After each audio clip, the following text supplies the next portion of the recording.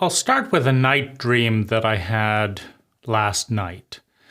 And the relevant portion of the dream was that I'd followed John Cleese, the British comedian, underwater. He had done a disappearing act. I went into the water and found him. And this sparked a group of people to consider getting in the water, including some women. A woman jumped into the pool in the nude or was actually about to undress and was moving towards the water in the nude. And as she was nude in a mostly clothed context, I moved towards her protectively and sandwiched her between myself and John Cleese, who were partly nude. And so there's a sandwich there. And the initial impulse was social, meaning the conditioned programming is that seeing somebody nude is a big event. And this is just body language. You know, if you watch the way that grown-ups behave as a child when somebody gets nude, oh, don't look at that. That's, you know, there's this big fuss as if somehow a nude body means something terrible. That this is, you know, you literally see far more reaction from grown-ups than you see around drunken behavior or drinking too much or, you know, getting fat on sugar, real threats to human health. No big deal, but, you know, somebody's in the nude, this big ordeal. And so adopting the social convention that to protect the public from seeing a nude body and to protect a nude woman from being seen in public, from the horrible ordeal of being seen, I moved to kind of quickly shield her. And since she was, you know, there were people in different sizes, so by encouraging her to come between John Cleese and myself, then her breasts, vagina, and butt was concealed except from kind of the side view. And so that was the first programmed response, to catch the contagion through memory of kind of public upset around nudity, and then decide that the response was to get closer. Now, she initially responded gratefully, meaning her response was, thank you for protecting me. And in that sense, I'm catching the virus that nudity needs protecting, that the public needs to be protected and the individual needs to be protected. So I'm catching that virus.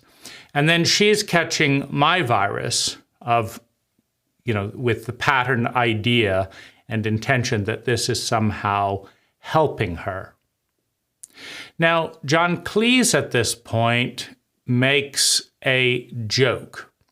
And in his joke, what he's transmitting as a virus is that it's awfully quick of you, it's awfully smart of you to kind of get close and touch a nude woman and then to spin it as if this is somehow a public service. So then she catches his virus and she looks at me the way he's looking at me, John Cleese is looking at me as if this is kind of a cynical move, and then she's looking at me with two feelings. The first is she feels slightly humiliated or embarrassed that she was caught in the trap that John Cleese is projecting on me. So she's like, gosh, gee, shucks, why am I so gullible? So she's slightly embarrassed, and then she's slightly critical.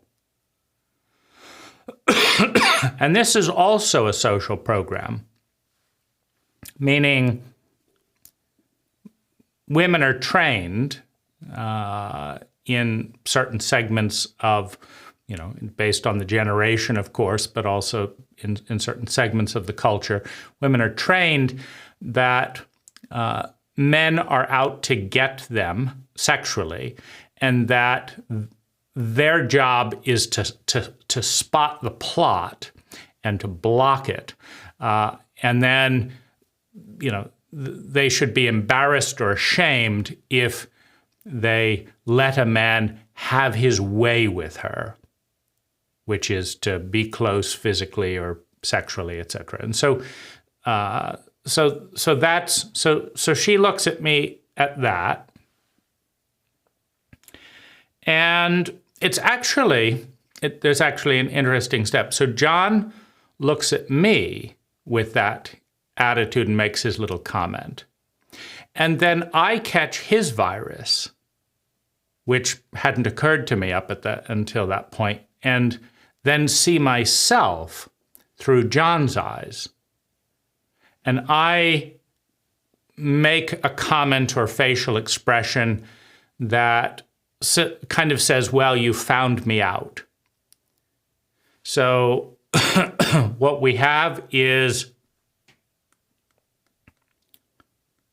a nude woman, certainly wet from being in the pool, John Cleese, and a wet and kind of semi-nude man, Dane, standing, near the pool, having gotten out of the water, and she's kind of getting ready to go in.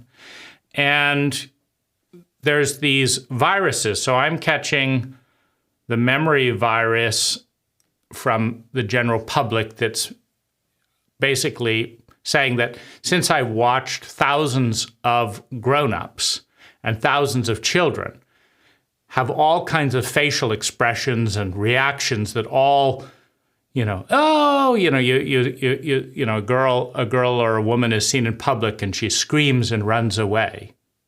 Well, what is she running away from and what is she screaming about? This is not entirely spelled out ever, but it's certainly a virus that is, self-evident from all of the fuss that is made that somehow something bad is happening. So I'm catching that virus and I'm responding to that to her. Then John's giving me a virus, which is turning the thing from me being a protector to being, I think the slang word would be the pervert, right? Or at least the conniving, manipulative, sexual predator type of vibe. And then she's catching my vibe first, and then she's catching John's vibe, and then I'm reinforcing John's vibe. And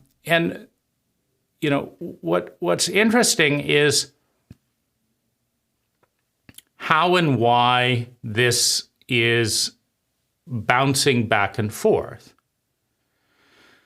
So the effort, the sense of caring, I guess, that is somewhat innate to me, is being filtered through all those programs to say, well, if I care, I should respond to the things that other people care about.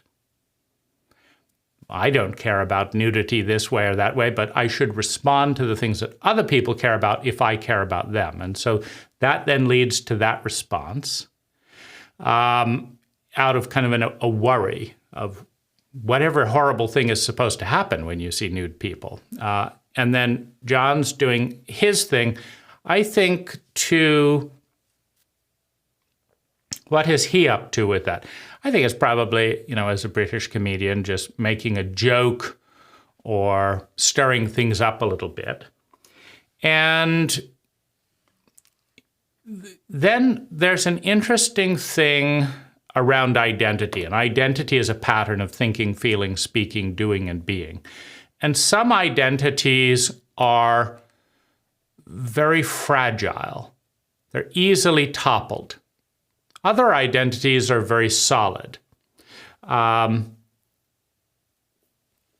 You can think of joy and innocence being a very easy to topple identity. Like if someone's feeling a blissful joy, and you slap them in the face, it's a very fragile energy. And so you knock them off of that state. If someone is feeling depressed and angry, you can't knock them off of that quite as easily. If you slap them in the face, they're still depressed and angry. If you smile at them, they'll just tune you out because they're focusing on what they're depressed and angry about, right? So lighter energies tend to be more fragile, more permeable. And there's an interesting thing about guilt, fear, and suspicion.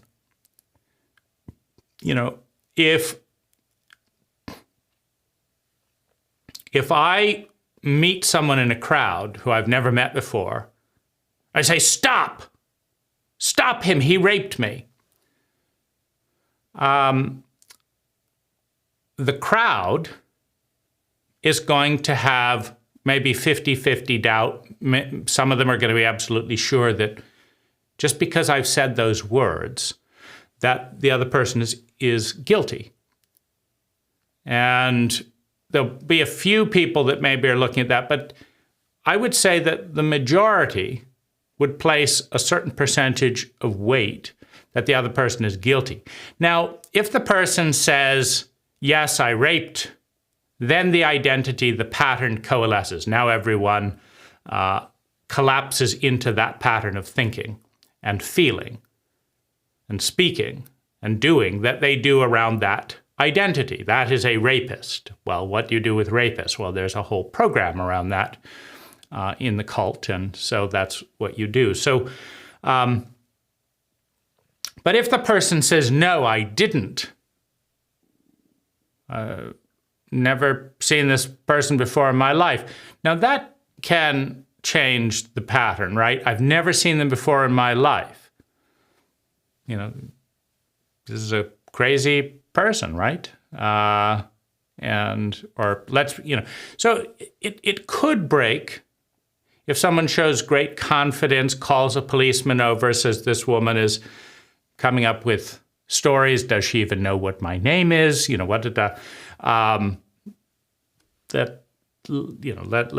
break this down. But nevertheless, a headline, a news story, critics say, and it introduces an element of doubt. And what the brain does is it prioritizes the fear and the doubt. And it does this for a simple survival reason, which is that if I see a wriggling object in the water and I think it's a snake, and I think it's a poisonous snake, but it's not. It's a harmless gardener snake that's moving away from me and isn't poisonous, right? If I think it's a harmless gardener snake and I die, then that's not so good. If I think it's a dangerous snake and then it swims away, I'm still alive, right? And so the paranoia, the over-suspicion of the worst case scenario is a brain function. It's a prioritization that if something might be negative, it is elevated until it is certain that it isn't. But, if you look at someone with a knife and someone's dead on the ground, they might be innocent. They might have just picked up the knife. But the brain never assumes that. The brain assumes that they're absolutely ignorant unless, or they're absolutely guilty unless proven innocent, if they have the picture that says this could be bad. Now, one This interacts with a part of my psychology, which is the pain of invisibility, the pain of not being seen, the loneliness of being invisible, the loneliness of not being seen. Now, when somebody has a strong projection on you, the only thing real for them is the projection. So when you move away from the projection, like you're a bad person and you're doing something nice, they make a story that you're doing something nice to cover up how bad you are. So there's no way out there. Or you're trying to lull people into a false sense of security before you do whatever it is that's so horrible that they can't even think of. So they actually become more anxious because you're doing something nice and they know there's something bad because their projection is bad, or you just don't exist. They see you as this, you're doing this, and you just don't exist. You're not important, and they keep seeing this, but you realize you're not in view. The only time you can exist for such a person is if you step inside their projection. And so in that context, I stepped into John's projection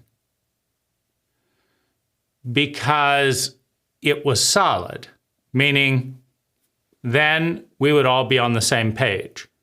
She would feel gullible and that her gullibility was correct and a bit ashamed. She would feel, a slight, there's an odd dynamic in that thing where a woman kind of says, you've tricked me into having sex with you. You're too smart, you're a smooth talker. There's all this kind of thing that kind of projects this wizardry onto someone, which, obviously you can't have sex with someone without their consent unless you're using physical violence. But, you got me drunk, and then you did this, and then you did this, and all this stuff, as opposed to, if you go out on a date and start drinking as if that's not somehow, a cooperative venture.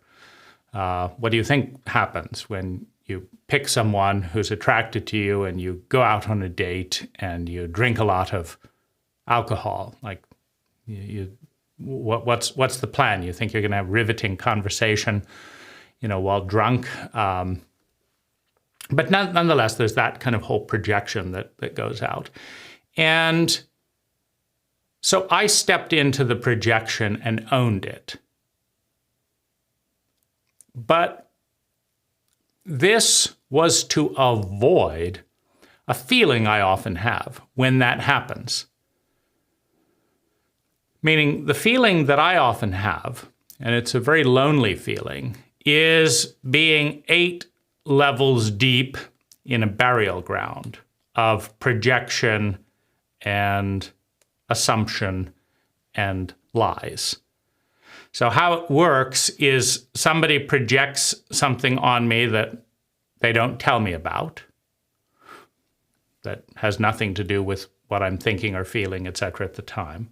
Then they project something else based on that, which only makes sense if the first lie was true, but it wasn't. Then they get a reaction from me about that, or they accuse me or something. And then based on my response and their certainty that they're right, then they project a new thing. Then I have a response to all this projection, but that's not seen that it's a response to being buried in all these assumptions, etc. Instead, it's assumed that this is a cover-up or something like that. Then I do something else, and that's seen in the light of, whatever it was the superstition. And I just realized that I'm completely lost in a maze of assumptions, of lies about lies, of projections about projections. And because the person won't spell out the code, it's done in looks and reactions and tones, And it's like, what was that? What were you just seeing with that look? What was that, right? Nobody wants to spell it out, because the presupposition of all is that you're a dangerous person, which, starts out as perhaps the first lie. You're a dangerous person, so I can't tell you.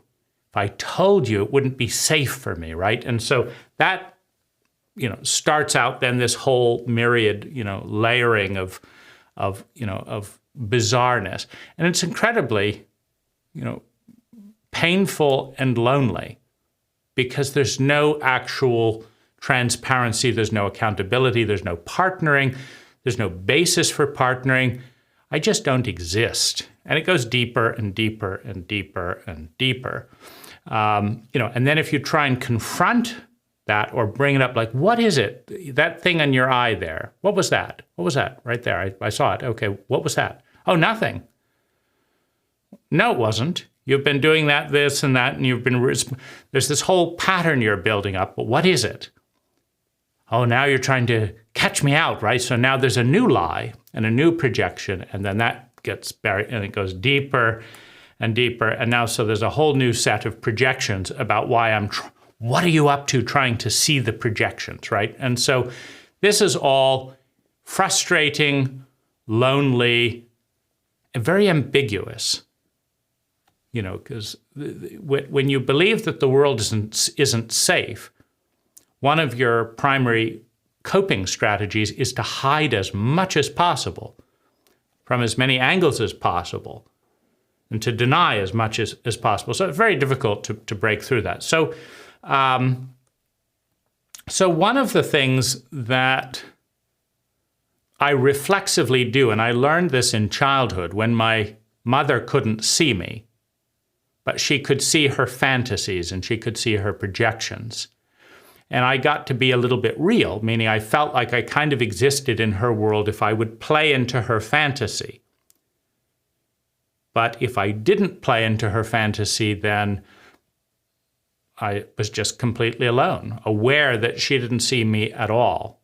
She wasn't even relating to me, but she would relate if I would show up as a character in her fantasy. And it felt slightly better, like I existed and I mattered, if I would pretend to be a character in her fantasy so that I could exist in her fantasy, which was where she spent most of her time. And so in this case, John Cleese has a fantasy about the character I'm supposed to be and why I'm doing it. And I want to exist. Now, it's also, it's not only that I want to exist, there's a hook in the fantasy, right? If I pretend that I'm in John Cleese's fantasy, which is that I'm a shrewd mover, right? And that, my goal was to touch a naked woman under false pretenses, right? Horror of horrors, right? So if I pretend that I'm that, then I am successful in shrewd, because that's the look I'm getting, like, you shrewd dog, you. So I get to be a shrewd dog, I guess, some kind of a compliment, and I get to exist. Or I get to say, no, I just noticed that people get anxious. Well, what I often find is that's patronized. Oh, we know what you're up to. Don't worry, don't waste time discussing this, etc. We know what you're up to. You're a guy, doing this and this and this. And so it doesn't actually bring any clarity. It brings frustration because it just lets me know that no matter what I say or what I do, what's going through my mind and my motivations is completely invisible and doesn't matter. All that matters is people's projections about what I am and what I'm doing, and that's what matters. And that feels frustrating, helpless, enraging. But But if I make a big deal about it, now I'm going too far, right? The cult has another label for that, right? First, you're a shrewd dog. Now you're not willing to own up. Come on, own up to it. You're a shrewd dog. You're taking it too far now. We caught you out being a shrewd dog. Fair is fair. And now you're not owning that we're just, that you're a shrewd dog. And, you don't want to admit it, fine, but you're taking it too far, right? So what do you do with that? You're fucked up liars? I mean, you're out to lunch, you're insane? Because it doesn't penetrate. A lot of these stereotypes and projections, they're so thick, they're so unquestioned, that all it means in their mind is that I'm a shrewd dog who doesn't have the decency to admit it, who doesn't have the grace to admit when they're caught. It doesn't change the stereotype or the projection. So that's frustrating. And it also, I find it's vulnerable and it hurts to show concern and care for another human being and be treated with suspicion. And when that mask of projection is there, the more care and concern that I have, the more suspicion they have. And so that feels hurt. And so there's just, it doesn't feel like any space to be seen, any space to be free. Whereas if I just adopt John Cleese's projection in this dream, then I'm fine. I get to be a shrewd dog that is complimented. John Cleese becomes a shrewd dog who sees another shrewd dog. And we get to bond about being shrewd dogs, and that's that scenario. Whereas if I don't make a little joke about that, then I'm out on my own. And what's interesting to me about this, so that's one layer of this whole conversation. But what's interesting is also that the woman is taking her reality. Am I protecting her? Am I molesting her? Am I a shrewd dog? Am I a nice, kind person? What am I? Could be any of those. But she's taking her cue from the dominant male. In this case, John Cleese is taller than I am, little bigger, and a little older, and more famous and stuff. So in that sense, she first takes her cue from me, responds then to that. Then I respond to John. I take my cue from John. Then she responds to both of us. So she's basically kind of looking for what the group consensus is on what happened. And then that's giving her cue of how she is supposed to behave to be a self-respecting person within that framework.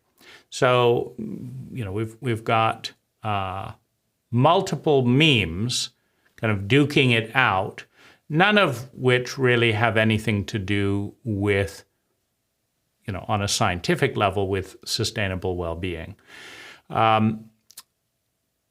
Now, when I look at me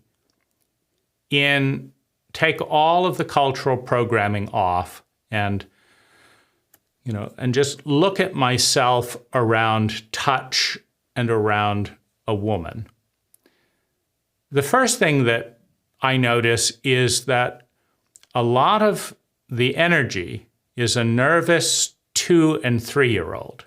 So the emotional age that I see inside a lot of the times is 2 to 3 years old. Now, this gets into another area of blindness and willful blindness by the cult, because I've never been asked what my emotional age is by anyone in my entire life. So what people are responding to is my biological age that is then mixed with a projection of a corresponding psychological age. But this is a complete fallacy. I mean, first of all, it's wrong most of the time. But second of all, you should know that. As a member of the cult, of the culture, you should know that psychological age rarely corresponds with emotional age. People change psychological age all the time, number one. And number two, people are very often, I would say that a majority of people, a majority of the time, are less than 14 psychologically. You know, it's relatively rare to meet an adult psychologically. Because an adult has wisdom and the capacity to love and an interest in others, not a performance to try and get others to do this, a genuine interest in other people. It's just not that common to meet psychological adults who are conscious, aware, really present in their body, and of a high psychological age. And it's in particular when people are triggered or react to something or under stress, you will find them, if they really tune in, they're 5 years old, they're 3 years old, they're 2 years old, etc. Now, one of the reasons for this is that when you're traumatized when you're young, in a traumatically illiterate culture, the infant and the child dissociates from their body and from themselves, their identity, in order to manage the overwhelm of the trauma, the energy that they can't process easily within their own identity. So they dissociate. Now, in that dissociation, the development stops. The dissociated portions of self do not continue to develop. If anything, they regress or become fearful and paranoid. And when that trauma is not healed, then when people are triggered or there's a remembrance of that event, they usually jump back to a younger age where the first thing happened that didn't get dealt with. That might be 2 or 3 years old. So a lot of my trauma around abandonment, about insecurity, around lovability happened in the 2 to 3 year old, with a mother that was disgusted with being close to her own feelings, wanted to get away from her own feelings, and an infant that's pulling her into her own feelings. The infant becomes the symbol of the disgust. And so get away, get away, get away. I don't want this. I want to get away from you, right? And so an infant is in a completely dependent state on the grown-ups, on the giants around them. And so when you have dissociative parents in a relatively isolated environment, which I had growing up in relative isolation in the forest, and miles from neighbors and things like that. Two parents that are afraid of feelings and afraid of deep bonding with themselves and each other and anyone else, then the more needy I become, the more they need to push me away psychologically, emotionally, so as not to be consumed with their own undiagnosed, untreated, unresolved trauma. So I become the enemy that's the one that is most likely to bring them into the feelings they don't want to feel. And as the enemy with a giant, etc., I can be treated roughly, violently, pushed away, put in my room to cry myself to sleep, All of those things are techniques to manage the overwhelm. So I'm not bringing them into feelings they don't know how to or don't want to deal with. And so I got a lot of that. And so I have loneliness, I have desperation, I have fear, I have nervousness, I have anxiety. And it's very difficult for me to calm those things down as a 2 to 3 years old. And so if I look at what's happening for me, just taking all the programming off, it's this.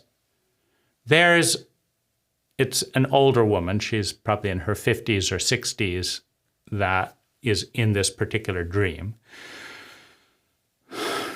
Nudity has a symbolic or metaphoric kind of correlation with vulnerability, with openness. Breasts have a symbolic representation of food, of survival, of releasing the anxiety of death for an infant. And so what I feel is I'm 2 and 3 years old, and I just want to hug in a threesome, with John Cleese and this woman in the middle. And I just want to relax and feel safe. That's what my body wants as a 2 and 3 years old. So that's the most honest thing that I can see that's actually going on in this dream. Beneath it is I want to take all the anxiety that I'm always carrying about being rejected and unwanted and a problem and all these things, and I just want to I want to touch, and I want the flow of oxytocin to calm me down. That's all I want. And I don't want to be punished, and I don't want to get into trouble, and I don't want to be projected on, and I don't want to be feared. But John's introducing this thing, so I don't get that. Now that little innocence in that child has been turned into an old dog playing old tricks to do this. Now that whole thing is a cult fabrication.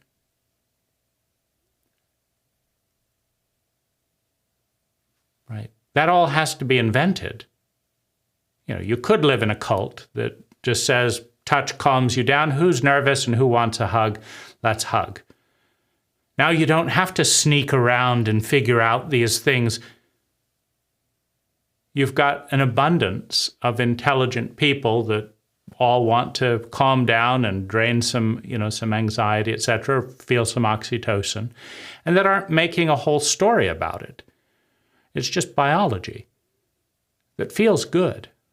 And then you get into puritanical ideas that feeling good are the close to the devil, but those are all just cult fantasies, right? And so what's underneath all of this for me is just a panicked 2 and 3 year old that wants to be close and welcome by an older person. And so John and this older woman are kind of both in that energy. As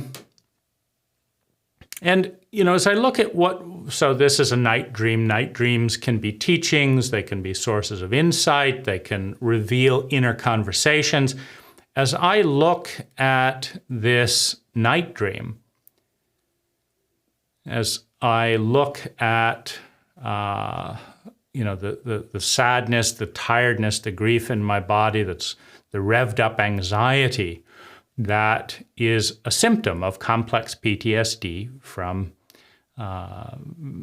infant and childhood abuse, physical, emotional, mental, sexual violation, insensitivity, lack of regulation, an insecure attachment with both parents, the anxiety of not having any bigger body to attune to and ground.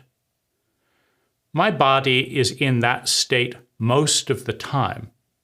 And most of what I have found most healing and relieving in relationships, many of which I've chosen to have with older women, despite the outrage of that, because, this doesn't fit the narrative as well, right?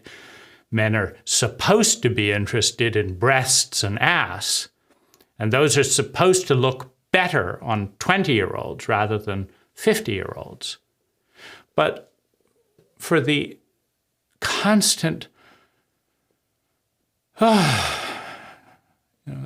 lonely ache of a frantic 2- and 3-year-old that didn't get a secure attachment with anyone, that got shock and violation and outrage and trauma, that got isolation.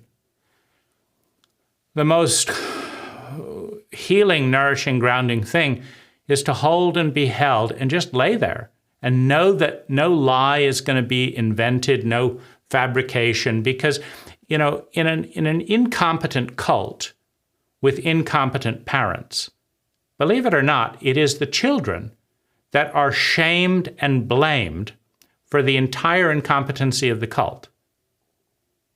Your cult doesn't give your parents a single hour of competent parental training, blame it on the child.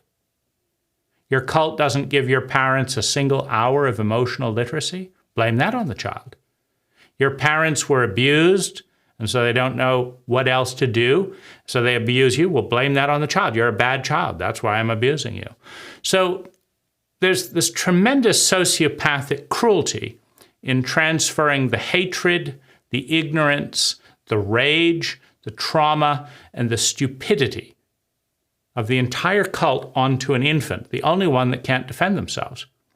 And then when the child develops learning disabilities, coping mechanisms, becomes, desperately trying to solve the problem it cannot solve, that it's born into a dysfunctional family and a dysfunctional cult that is so dysfunctional it doesn't understand that it's dysfunctional, so it's projecting everything on the child. Then the parents, like my parents, took me to a psychiatrist. And what's very interesting, if you read the psychiatric paper, is it was a very perceptive psychiatrist. So the psychiatrist noted what I was doing and not doing very, very clearly. But they never looked at the family system.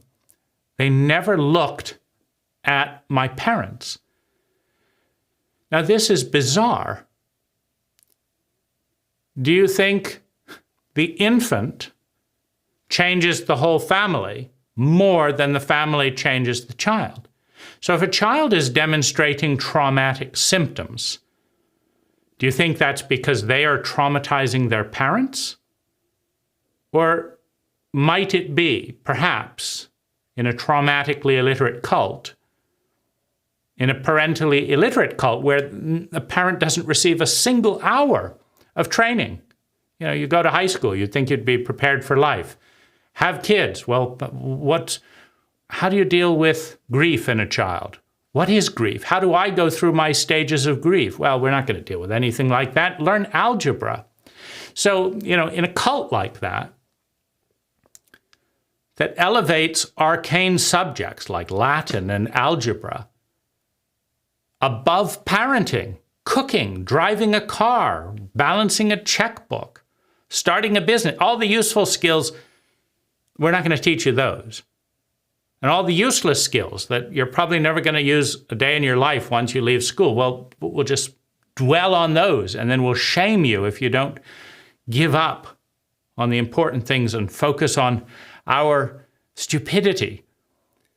That's all the child's fault in the paradigm. So the child gets a diagnosis, and the parent gets a bill.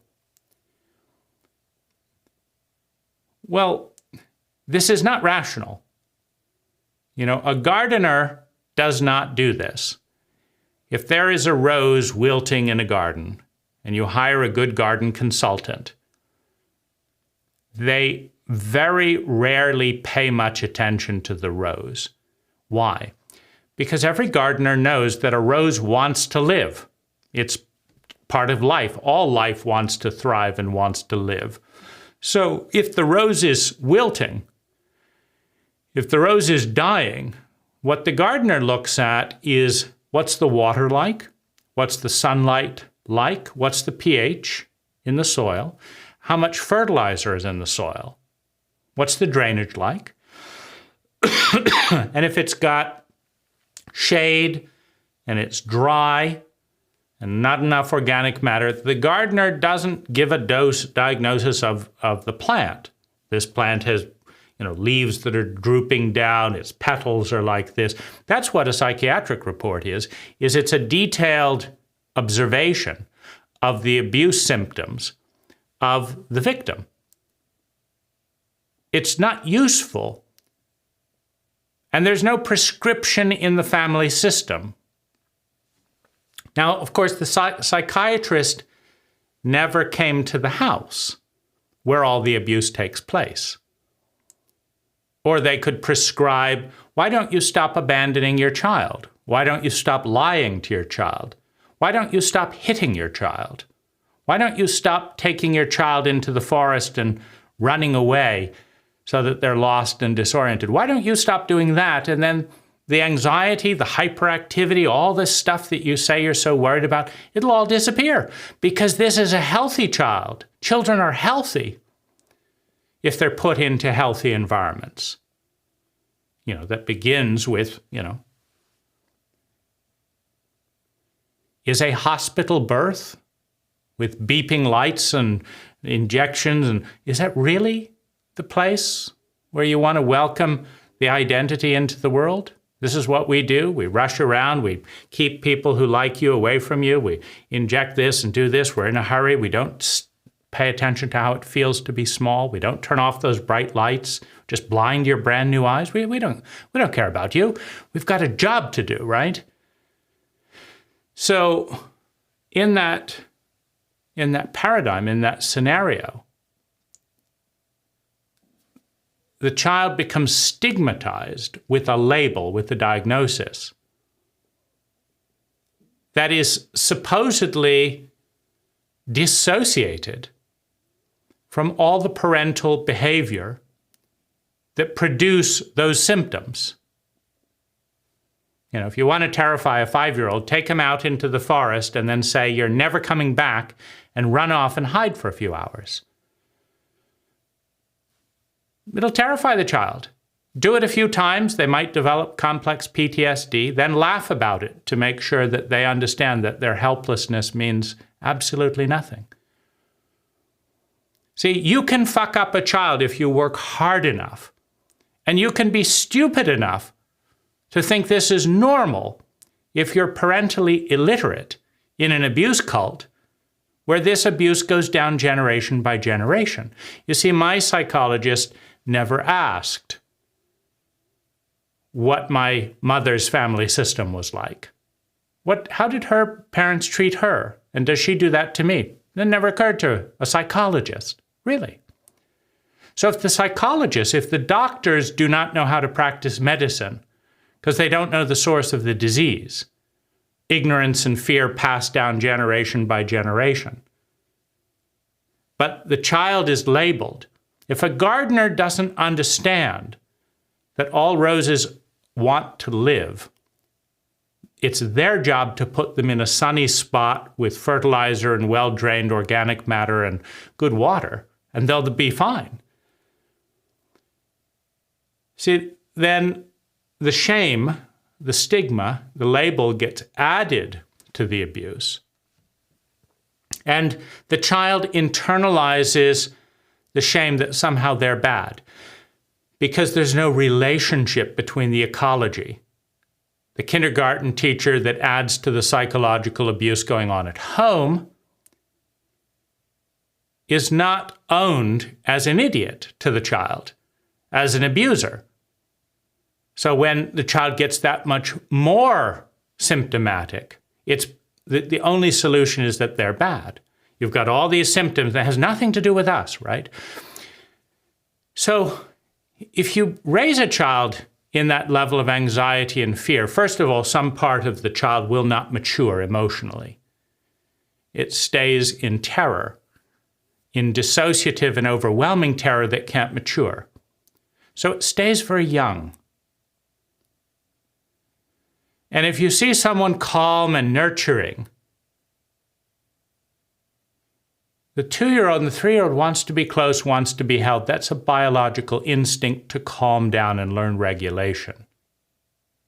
But if that was dissociatively punished in childhood, and then shamed in adolescence, and then turned into kind of a you dirty old dog stereotype, and nobody recognizes throughout an entire lifetime what's the need of a 2- and 3-year-old.